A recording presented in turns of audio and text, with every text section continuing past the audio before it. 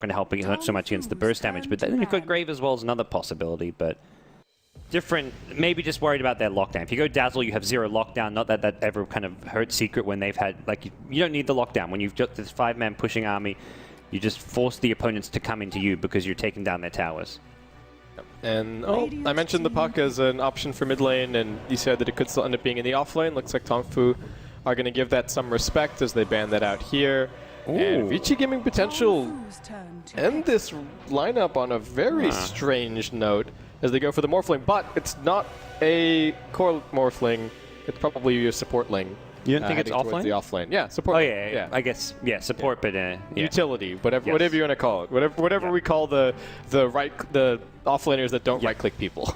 And they're offlane, offlaners who, like, every time I've seen the offlane Morphling, it's always been super underfarmed, but like super annoying. He just gets all the early levels, and it's like, it's great when you have a farming full position hero, because Morphling as an offlaner does not get much farm whatsoever, but it is picked up by Lin. I'm curious to see. Lin normally plays offlane for this team. It was only last game where he kind of did a bit of a role reversal, so we'll see if Lin will go offlane with this. It worked out. Yeah. Let's say after last game, it's like, Lin, you go wherever you want. Like, you choose your lane, you choose your hero, you do your thing. We'll follow you. It's all up to you. Yeah. But the offlane Morphling, I would like it in general when you have that full position support who can benefit from the farm, because that's what Morphling's great at doing, creating space for the carries as well as supports to get farm. I mean, one thing that we were kind of hammering on moving through the draft is that I sort of brought up the Lion and the Puck as a way to help deal with some of the Queen of Pain's mobility, but the Adaptive Strike does that just fine, especially when you're a strength Morphling being played from the offlane. So they've got really good lockdown now to help kite around the Bristleback. They've got a better way to deal with the Queen of Pain as well. And we should talk about the final pick from TongFu as well, this Disruptor, who's starting to see more and more and more play as we go through this qualifier, but also as the weeks go by in the pro scene in general. I feel like he is a really hot commodity in terms of supports right now. Yeah, and not like an obvious counter to many of these heroes. It's great normally against like the core Morphlings because you can get the silence off him, especially if you get it before he starts morphing. But it's one thing I'm a bit surprised by the Disruptors pick, because there's not really any major use for Glimpse or even the Static Storm as far as silencing heroes. Like someone like a Viper isn't going to be too bothered by it, same for the Drow Ranger. If you're 5-man, you're not worried about Glimpse. You're also not worried about Static Storm for these right-click based heroes. And that's where I feel like Disruptor is a hero worth a lot more kind of notice these days, but less so against a Drow Visage draft. Yeah, I feel like more than anything, TongFu have just kind of picked it to have a little bit more to combo with the Darkseer, since their lineup up until this point wasn't all that impressive in terms of making really good use of the VAC to set anything up. Of course, you know, Sonic Wave is great, but as we've seen, even with that really good setup, the Queen of Pain can often find a 3-4 hero Sonic Wave in some of these more chaotic team fights. So, yeah, I think that's part of it. I guess they also don't want to pick someone that's too weak in lane, because they do already have the Wisp, and as a result, there might even just be a dual lane making its way up to top, and the Disruptor's going to have to kind of hold his own in terms of zoning and whatever else he has to get up to. Rupik going to go charging down bottom lane. Has boots and a clarity. I guess this is one of probably the few scenarios where you really want to have boots fast on Rupik, is against that annoying Wisp plus Bristleback dual lane. Although, with that said, Bristleback is actually, we'll have to see where he ends up. But maybe going off lane with the Wisp, or could be going safe lane since you have got Darkseer on your side. Yeah, Dogfight with those boots is going to outrace TongFu, making their way down to bottom lane, and prevents the Observer Ward placement. So, nicely done by him there. Yeah, that's definitely a win. They're going to see his inventory, and it is going to give away some ganking intentions somewhat, I think. I feel like the plan for VGP is they want to take the Rubik and the Visage and maybe go and get a surprise kill, especially since you're not necessarily expecting these two heroes to rotate right from level 1. The fact Visage bought like the sentries, the Observer Wards and all that. Yeah, and especially given that the Queen of Pain is probably going to pick up, or might try and pick up Shadow Strike at level 1. As soon as you see the Shadow Strike used, if you've made your way over to mid lane with a smoke, you can find that kill right then and there and start to tip the balance on mid. But we'll see what he ends up doing with these boots. He is already running over to mid. Looks like he's going to be blocking, but is not being joined by James right now. So. No smoke pickup as well, which makes it a bit harder. It looks like actually it's going to be Bristleback in the mid lane. U9 headed there with the support of the Wisp. It's going to be the Queen of Pain safe lane solo, which is Going to be a rough matchup for Morphling. Yeah, they've cut down some trees over here as well, so TongFu in a pretty good position to take full advantage of this dual lane on mid, and we've actually seen this dual lane be very successful. I think the one game that comes to mind for me was a Bristle Wisp being played against Secret, I think it was, and I think it was Arteezy on the Shadow Fiend, and they're just absolutely, oh no, maybe it was Secret playing the Bristle Wisp, but there was absolutely nothing that Shadow Fiend could do. He just got dove time and time and time again, and his team tried to help him out, but the same could potentially happen here for the Viper. It does have slightly better control, I think, overall, and will be able to harass the Bristle a lot while the Wisp is away, but there's still, I think, definitely kill potential here. And they can kind of bypass the magic resistance of Corrosive Skin because it's all physical damage. We can see here the Quill Sprays at mid doing a lot of damage, and they're diving this one. LPC starts taking a tower blow, but there's first blood going the way of TongFu. That's only level 1 Quill Spray. You just have to respect the dual lane. No Bristle back leveled up as well, just pure right clicks and quills, yeah. Nothing, well, Viper could have done something about it, and that was just playing not as up in the lane as he was, but... Okay, so U9 once again picks up the first blood. Similar situation thus far as the previous game. And we'll see if this time around things go a little bit differently if U9 does get off to an amazing start. LPC is waiting in a really kind of aggressive position here in mid lane as well. Oh, glimpse back. No mana for a waveform out, but it looks like LPC may be considering going in here in mid. Lin's dead. He's blinked down from Kabu. Yang is also dead mid, it looks like. TP coming in from Rubik will have a live. Can he get another Quill off in time? No, he won't. And Wisp pulled back in. He's bottling up in between right clicks. He's going to survive. Rubik's trying to get the kill. Tether back forward. It slows the attack speed. Styled upon by LPC. And that's another TP. A very long TP. Lin, that's not going to work, my friend. And LPC finds the bottle. Let's just save those charges to share. Yeah, I definitely think so.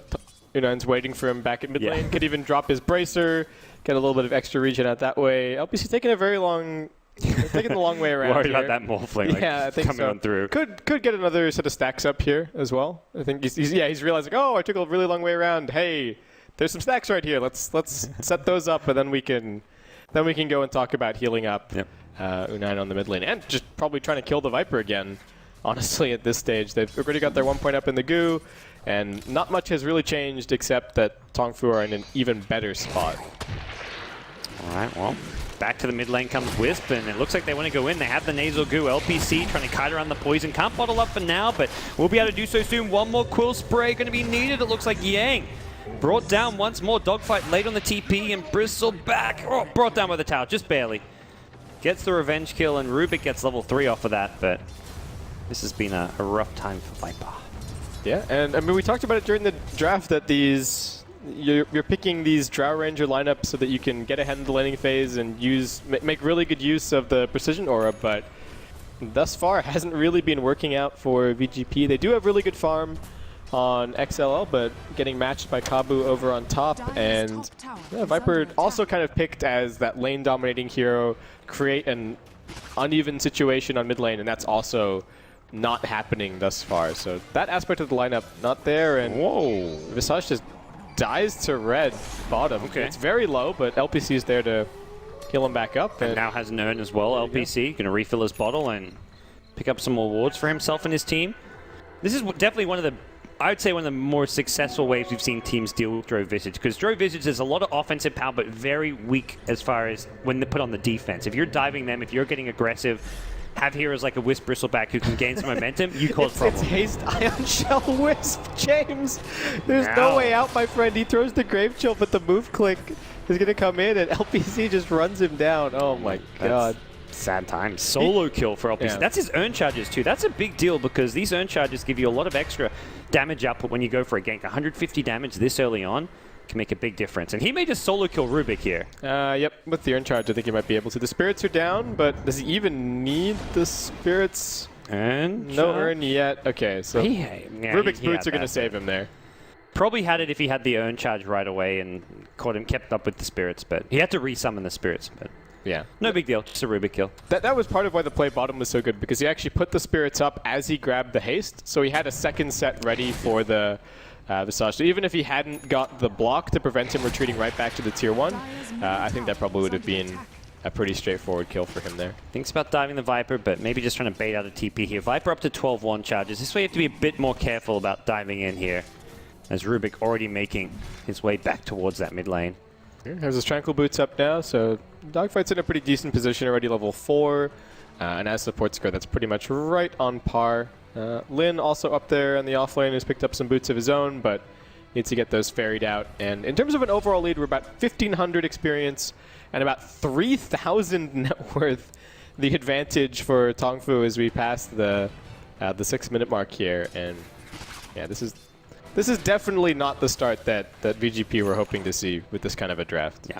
This is problematic for them. Dro will hit level 6, so they've now got the marksmanship giving even more bonus damage across the board, but you're playing kind of defensively here. You need Visage to somehow get some XP and farm somewhere at some, maybe not right this second, but at some point you need a free upper lane for Visage to get his level 6, which right now it's like, well, where's that going to come from? Because Viper's not ready to push with the team or leave mid lane until you've got like at least treads. Ideally you want like a buckler or makings of a mech.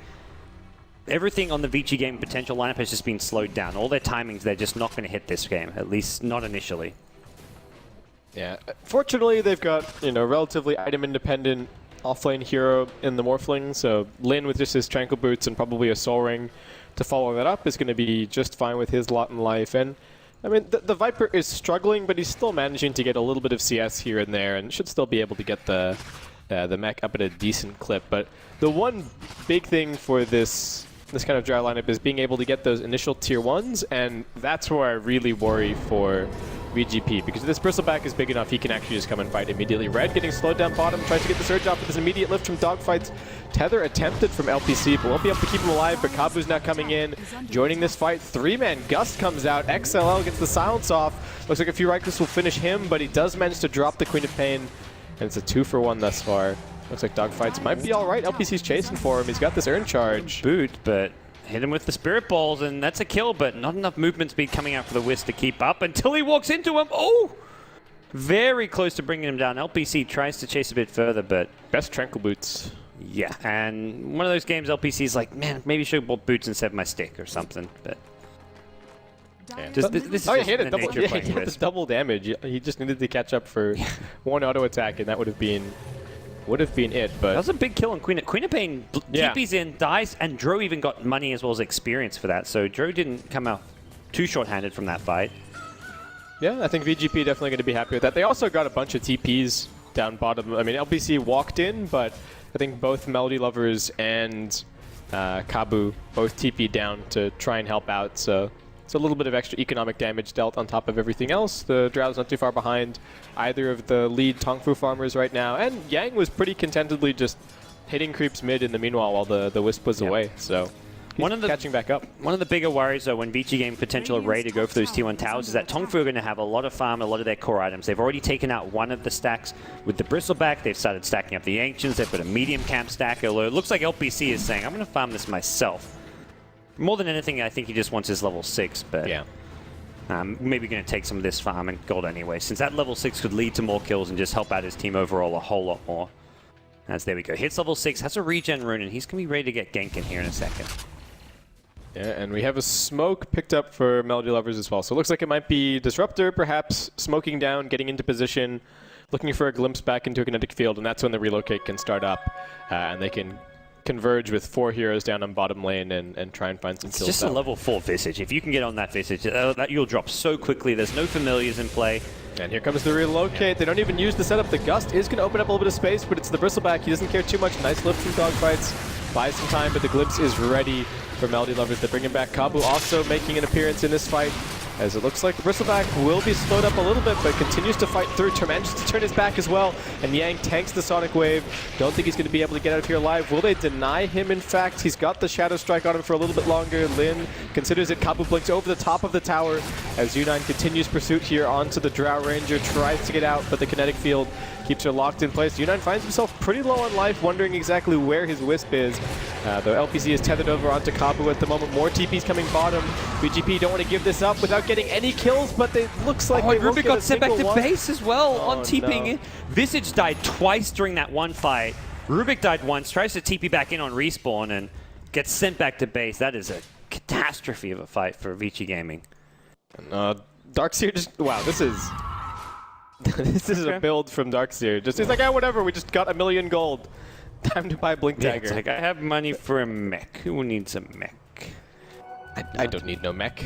So, and with the changes to wall, it's a whole lot stronger at level 1. Like, you can get this and set up some nice combos very early on. Has 2 points in vacuum already, and just another hero that can get in and change the positioning on the Drow, because as soon as if Darkseer blinks in and vacuums the Drow in trouble. Gust is going to buy a tiny bit of space, but it's about to wear off. Earn charge is there. There's already one goo. I think XL realizing that he's going to have to try and fight this one out. Lin does TP in and throws at the adaptive strike. We've got a glimpse going out somewhere. Relocate. Looks like Relocate is just going to take them back to safety. Kabu's still down here, though. They get the blink into the vacuum. Lin and James both in a lot of trouble. Another jump. There's the wall showing up. That's to say, I saw the wall go on cooldown, and it's in the middle of the static storm here as TongFu, they get the Wisp and Bristleback back into the action here. As Bristleback marching forward, they trade the Queen of Pain for the Visage, and Yang now getting low himself. This fight, not really seeing too much of it. There we go. LPC surviving in the trees, and I mean, for Vici Gaming Potential, I guess it's about as good as it can get at this point. But Yunan's not done, or maybe he is. Adaptive Strike's going to knock him back towards the tower, and looks like Lin and Dogfights are going to be able to retreat out. And it looks like this tier 1 tower could also end up being spoils of war for TongFu. Yeah. So TongFu just have so much sustain with the Wisp, but they can't kill off LPC, and he did a good job of just hiding there in the trees. The fight ends up going well for them. That's without having a mech on their side, which is something which maybe U9 on Bristleback will consider, or even possibly the Darkseer will go back for now that he's got the Blink Dagger. Yeah, what has he picked up thus far? Just the Sage's Mask. He doesn't even have his Soul Ring just yet, so I'm definitely looking at that. In the meanwhile, tier 1 top was taken out just by Radiant Creeps, and VGP are going to come in and put down some pressure on the tier 1 mid, which has actually dropped pretty low. LPC comes running in here. It's the Adaptive Strike. Soul Assumption coming out, and that's just a straight walk into death from him. I think he could have even just tethered back to his Queen of Pain behind the tower, but down he goes. Tier 1 falls as well, and VGP looking for more Adaptive Strike over into Melody Lovers. He is hiding in the fog for now. Unite, not all that much mana, comes charging in with an Iron Shell up. Yang getting slowed down. Static Storm gets dropped on his head, but he's pretty tanky. Still has some stick charges. Actually manages to run out of it.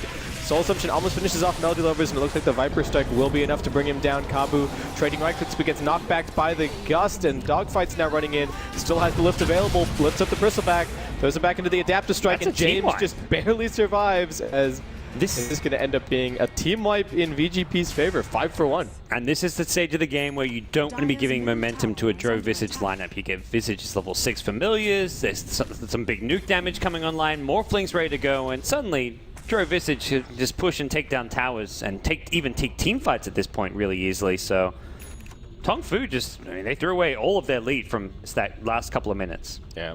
I don't know if you caught that, but I was really worried that there were 2 heroes pathing through by the edge of the wall, and the Visage was like sub 100 health, and I thought he was going to run in, or one of them was going to run into the wall, and the illusion was going to kill James, but sneaks around the edge there, and yeah, things looking really good for VGP after that. They've got a ton of farm on their Drow. Somewhat interesting build, picking up a Drum of Endurance. And what do you make of this, Guts? Normally it's a Sanjin Yasha. This is like, what, poor man's Sanjin Yasha kind of? Yeah. I think it's just a bit more of a value team item. I'm not sure. Are you a fan of the Wraith Bands on Jar Ranger or just the Aquila? I'm not sure. I feel like it's both work fine. It's kind of personal preference. Yeah. If you have a hero in lane where you can benefit directly from the Wraith Bands yourself, I think it's good, but just for the early game damage for your teammates, I don't think it's worthwhile. Like, Viper having an extra 5 to 10 damage is not going to make or break the mid lane against Bristleback, so I think the double, triple Wraith Band is only if it's going to help you a lot in lane. Yeah. Yang, a little bit out of position here, but still pretty tanky as Unite comes in, does not have the backup of his Wisp just yet, but there is a Surge, there is a Tether, and they are going to get Unite a little bit further out to safety. They've got a regen rune at the ready as well to try and heal him up, but they're doing this pre-mech as well. Viper's still working on that one. Okay, but Viper in position, he's just right-clicking away. Dogfight's lurking around the edge of the fight, is level 8 now, and has the Spirit stolen at the moment, but definitely looking for something a little bit bigger if he can get his hands on it. Red's farming down here, and the only person who's off on the map is actually Kabu.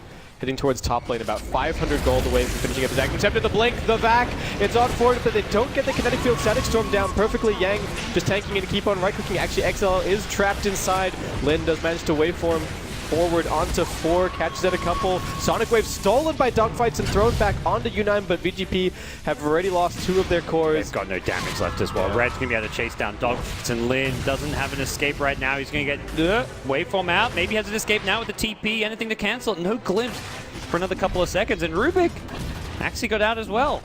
Okay. They saved 2, but it's still a poorly taken team fight for Vici Gaming Potential. Great setup from the Darkseer there. I saw some heroes walk out, and I thought that they hadn't caught anyone with the kinetic field, but I think XLL and one other hero from VGP were both caught out. So yeah, TongFu, I think going to be pretty happy with that one. Kabu's going to have his Aghanim Scepter completed pretty much after that fight. Only needs a tiny bit more gold. Rubik does manage to walk away with the Sonic Wave still in hand, so that's a pretty big deal. They didn't manage to kill him and remove that. Tier 1 tower does still stand at the end of the day, but that'll probably be picked up eventually by VGP.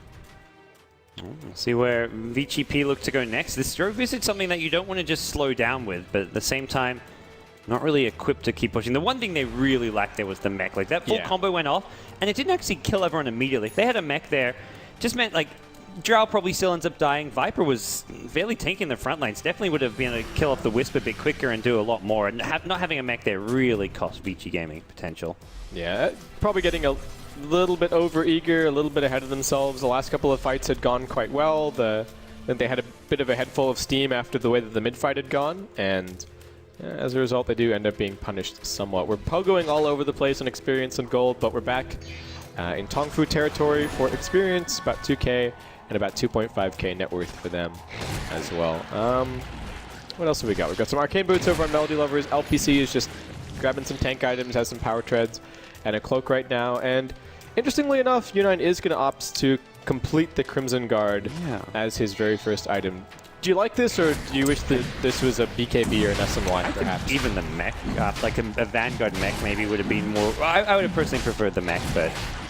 I guess maybe he's thinking the Darkseer. Darkseer's actually picked up a headdress, so it looks like Darkseer's going to be going for the mech. But bonus armor definitely helps out. Roshan being attempted, and here come VGP. Items have already been used. Melody Lover's trapped inside of the pit. Everything is totally frozen as we jump out again. Looks like TongFu did manage to disengage, relocate actually going out. That gives them 10 seconds to finish off Roshan on the right-hand side. Nice vacuum wall, catches everyone with the Sonic Wave. Is this going to be enough? They get the kill on the Visage only to start things off, and for now, Vici Gaming Potential holding strong. The Static Storm going to cause them some problems with the waveform through, finishes off Queen of Pain, and it looks like the Bristleback going to be Vici Gaming Potential. So both Dro and Viper and looking to maybe make a move back towards the Roshan.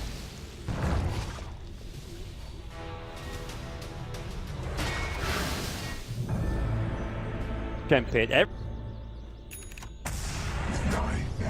Everyone got Potential now back alive. They know Roche is low, and they want to make sure they can claim it for themselves.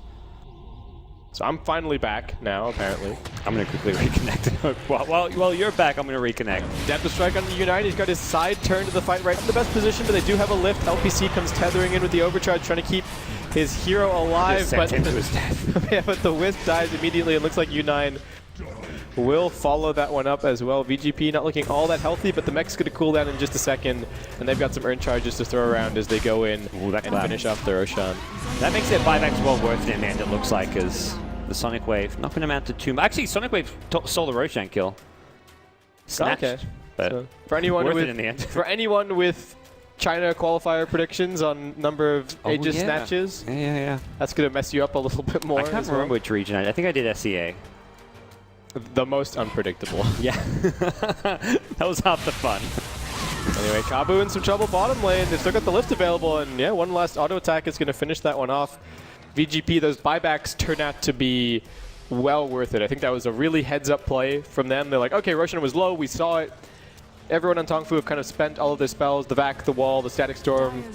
They hadn't used the Sonic Wave. Actually, they had used the Sonic Wave at cooldown again, since this is an Ag Sonic Wave, but really good opportunity there to go in, clean up the fight, and take the Roshan as well. Has hurt their item progression a lot. Still no real items on Joe Rangers. Had this Ogre Club for some time, but with the Aegis, they're looking to take down towers and take these objectives, and from there they're going to be able to find that income that they've kind of been lacking on their core heroes. Yeah, and a lot of gold on the Rubik and the Morphling, I think notably out of that fight. Dogfights picks up a 4-staff. Rubik's on par with the Viper and the Drow. Yeah. Net worth. Same with Morph, basically. Yeah, Dogfights is definitely making some plays here. Rad goes blinking in with the back. The wall, the Static Storm Connect Field, they've only caught 2 here. What did they get with the Rubik? He actually managed to get a wall of his own, but XL has already been brought down. Yang trying to fight through, but he's going to end up dropping. And Drow is going to find herself in the middle of 5 heroes here. It's actually only 3 as TongFu have already lost 2. XL stands, gets a couple of auto attacks off. LPC hiding in the tree line. Does throw out another Urn Charge. They do manage to find that Drow Ranger kill. James, good familiar drop number 1. Doesn't micro the second one quite in time. And it is going to be TongFu cleaning him up and taking the fight 3 for 3 with the Aegis popped. Yeah. Decent hold from TongFu. They do lose the tier 2 tower, but again, this Darkseer, his initiations have been on point throughout. Lin just vacated. I think he actually like replicated at the end of that fight back towards the mid lane, maybe just deciding that it was kind of a lost cause as Visage ends up going down afterwards. And yeah, I think as soon as the Viper dies and the Drow loses the Aegis, it's a pretty decent read to just say, okay, look, I need to get out of here. And this is where just having, it feels like at this stage, 21 minutes in, Drow Rangers should have a completed either SMY or BKB, and same for the Viper. Viper didn't even have this Ogre Club during that fight. He picks it up after he dies and respawns. It feels like they're just missing that little bit of tankiness and just that next core item, which aren't even necessarily expensive items. Like a BKB on the Drow Ranger at 21, 22 minutes is not like some crazy amount of expected farm, but instead it's the Morphling topping the net worth chart, and that's not really what you want to see if you're Vici Potential. Yeah, I feel like the Morphling's item progression from this point forward is a little bit weird. Lin's picking up a Yule Scepter at the moment, yeah, which... you see like the Blink Dagger, if anything. If he's really quick, he can use it to cancel relocates, if he sees the Wisp tethering in as the relocate is charging up, so it's good for that.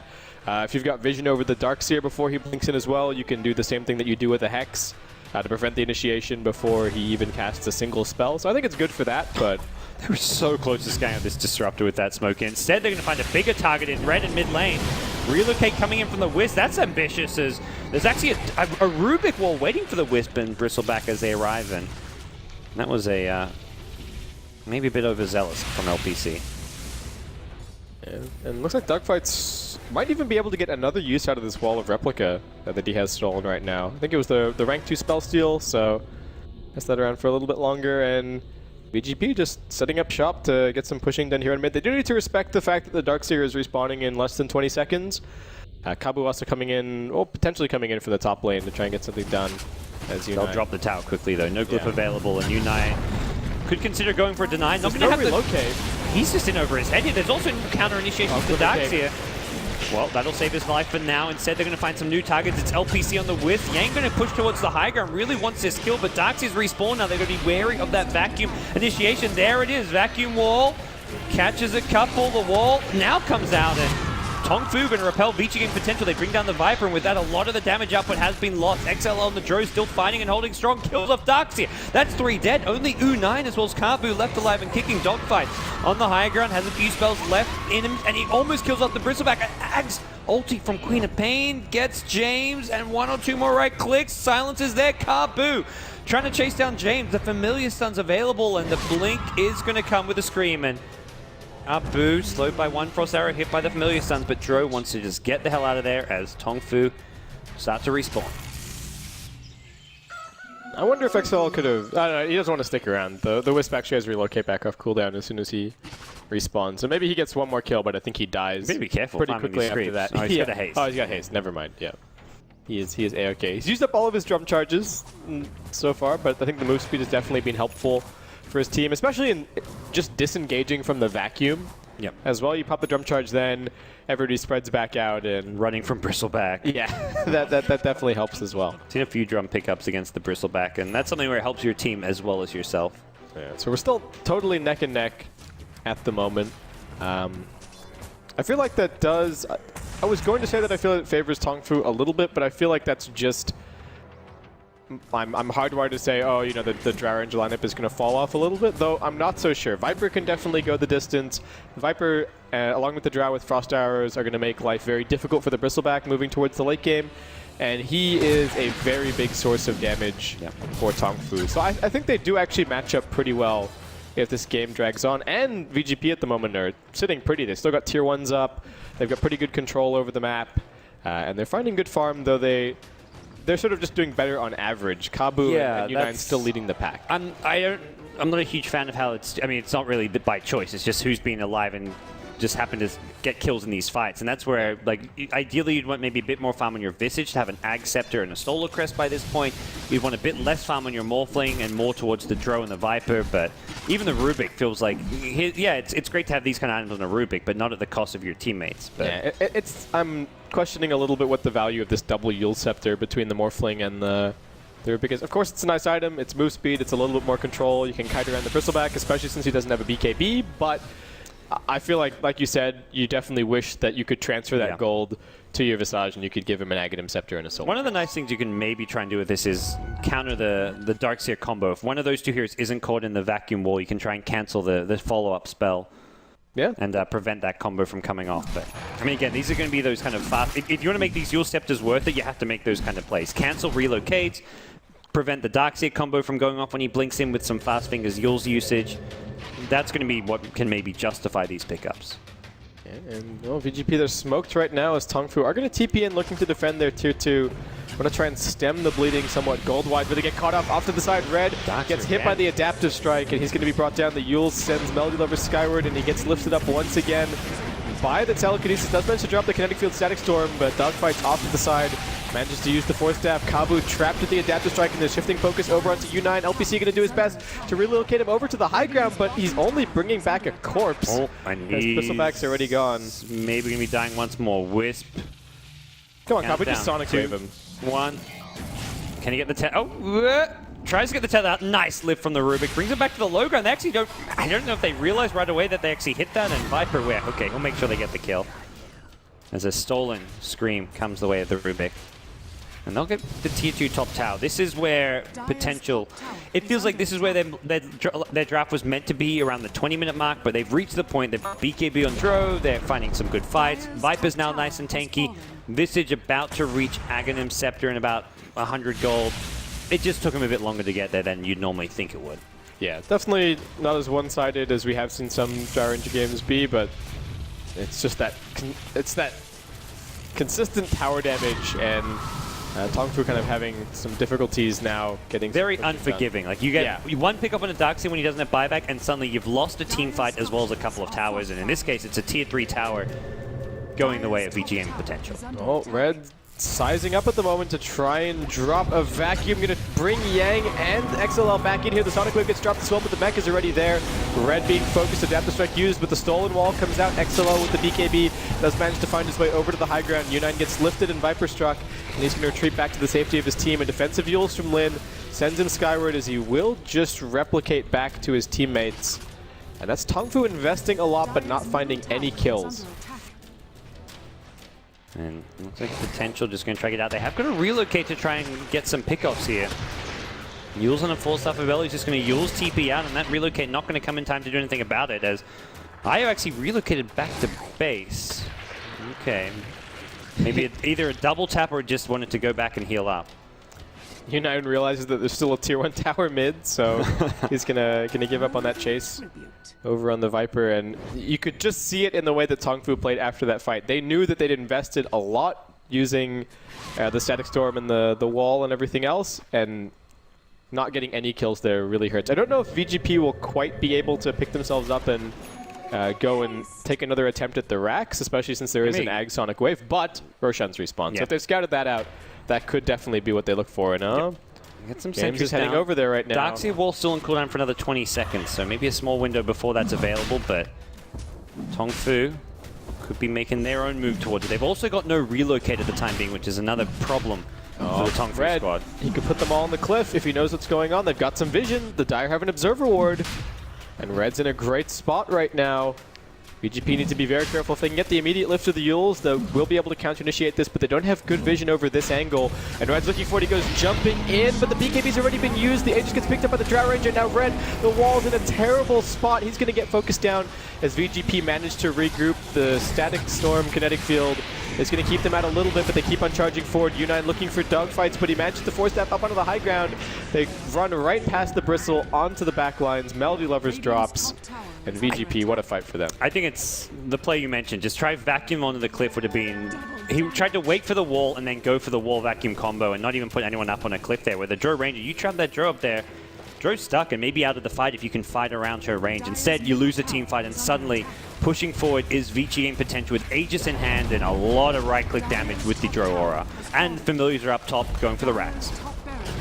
Now U9, there's a blink out from Lin, Adaptive Strike, but looks like they're just going to focus on the objective for now. Yeah. They're also getting top with this with the birds. Looks like James is actually going to lose his Familiars, or at least 2 of the 3. Not the best micro coming out, but they want this melee racks and no wall available still. And James in some trouble. He's actually just auto-attacking the buildings here. Realizing that he's dead. There's a glimpse coming 100 back. HP.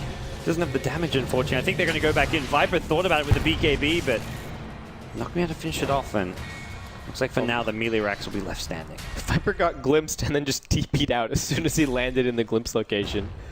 Oh, man. Well, is there still one bird here? Yeah, there's still one bird that can try and finish this lane of rags. Oh, LPC, meanwhile, he went actually relocating forward into his own death potentially. He's trying to right-click him down. The BKB from Drow will not work against the Axe Queen of Pain ulti.